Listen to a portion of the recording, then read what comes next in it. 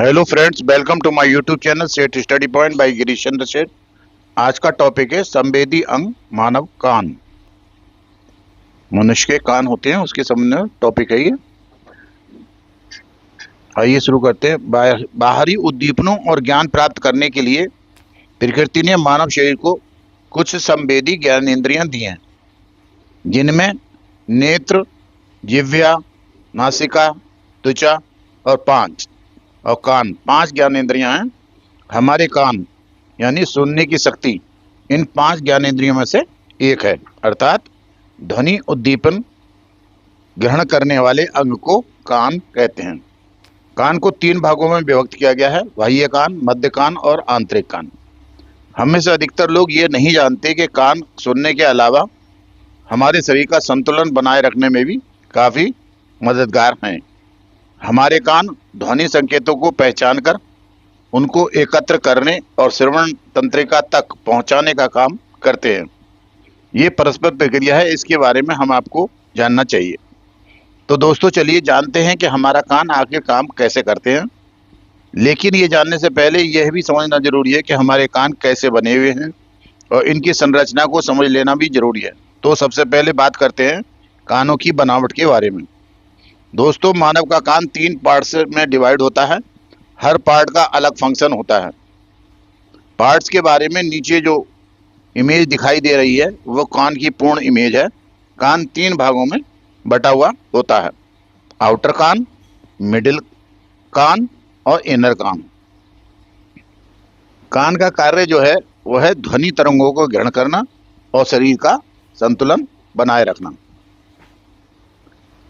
यह है कान की पूर्ण आंतरिक संरचना, जिसमें आउटर कान दिया हुआ है जो पन्ना से लेकर के और मिडिल तक है, मिडिल के पर्दे तक, और मिडिल ईयर दिया हुआ है जिसमें तीन बोन्स दिखाई दी हैं जिनको ऑस्किल कहते हैं। तीनों को मिलाने के बाद और फिर उसके बाद है इनर कान। उसकी पूर्ण आंतरिक संरचना इसमें दी हुई है। अब आइए अलग अलग पार्ट को बताते हैं। आउटर पार्ट मतलब बाहरी part. Shape of outer part of year is like a funnel. एक फनल के तरह है। The outer most part is called pinna. ये पिन्ना है, जो बाहरी पार्ट होता है जो दिखाई देता है वो पिन्ना है। Long passage called auditory canal. उसके बाद जो अंदर को कैनाल जैसी संरचना है वो ऑडिटरी कैनाल कहलाती है। The elastic and circular membrane called air drum.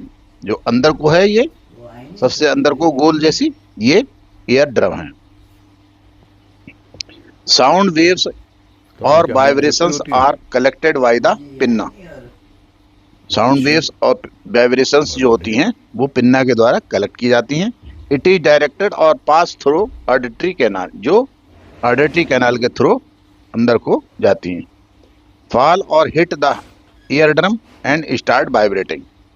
जो ईयर ड्रम को जाकर के हिट करती हैं और जिससे कंपन पैदा होता है।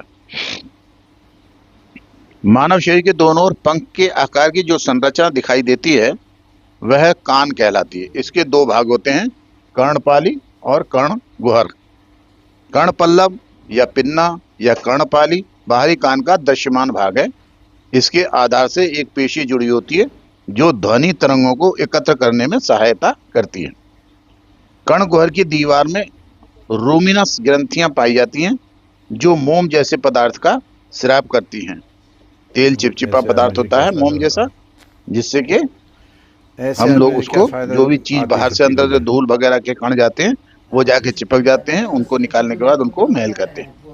ये हानिकारक जीवों और धूल से अंदर जाने से रोकने में सहायक होती हैं और इसी सिराब में वो चिपक जाती हैं।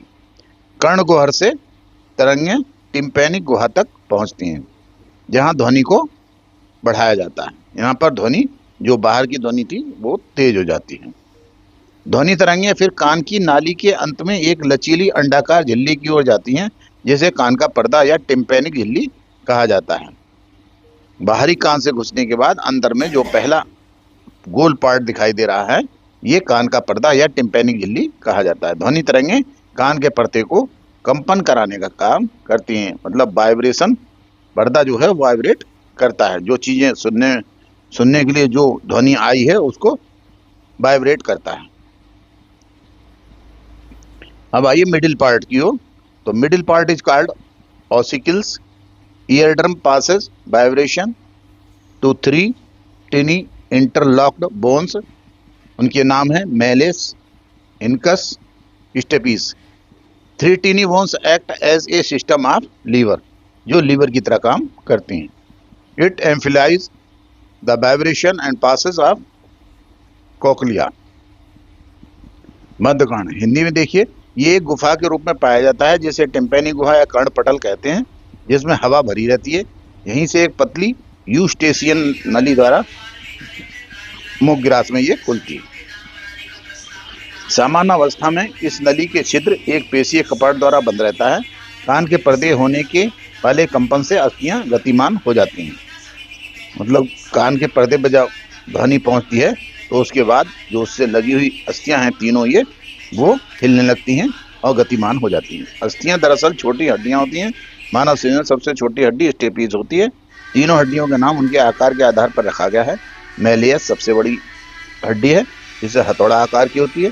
इनकस बाकी दोनों हड्डियों को जोड़ती है। ये मेलियस और स्टेपीज को दोनों को जोड़ती है, ये बीच की हड्डी है।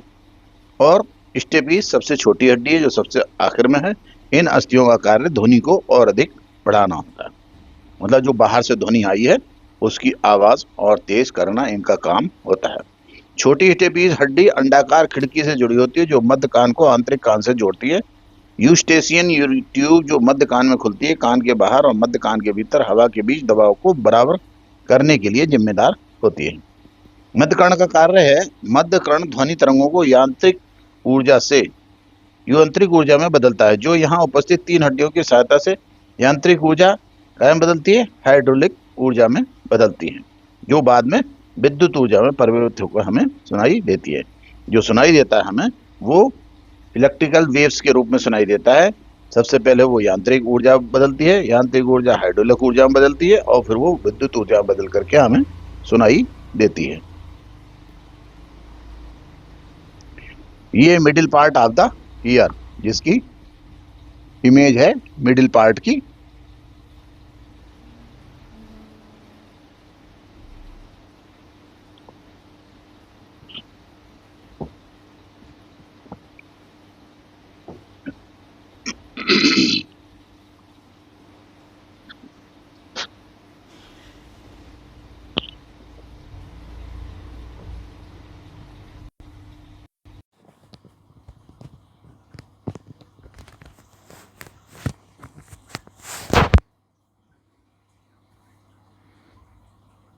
ये मिडिल कान है, बाहरी कान दिखाई दे रहा है। बाहरी कान से अंदर नली के द्वारा ये ध्वनि तरंगें गई और ये पर्दे पर जाकर के टकराएं। पर्दे से टकराने पर ये मेलेस से टकराएं, फिर इनकस से, फिर स्टेपीज ने टकराने के बाद ये गोल नली के रूप में इसकी तरंगें पहुंच गई और वो फिर बाद में ब्रेन को चली जाती हैं।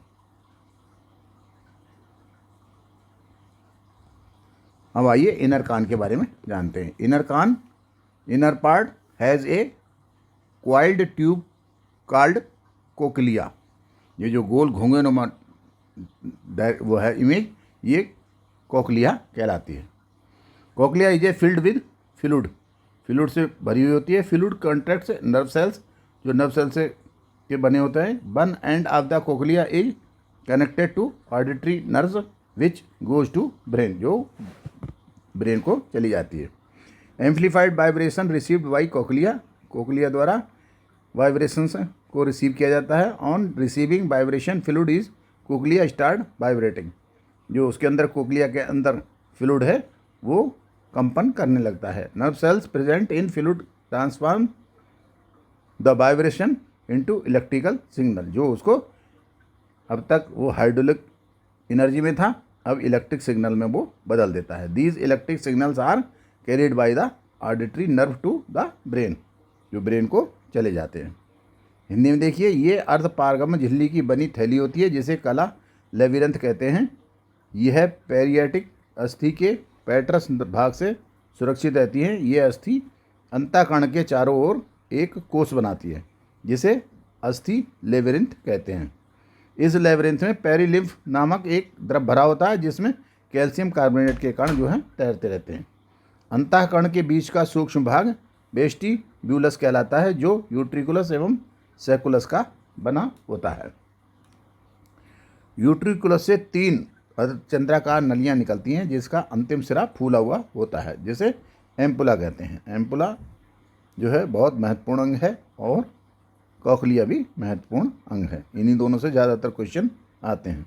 यूट्रिकुलस में 3 अर्धचंद्राकार नलियां निकलती हैं जिनका अंतिम सिरा फूला हुआ होता है, जिसे एम्पुला कहते हैं।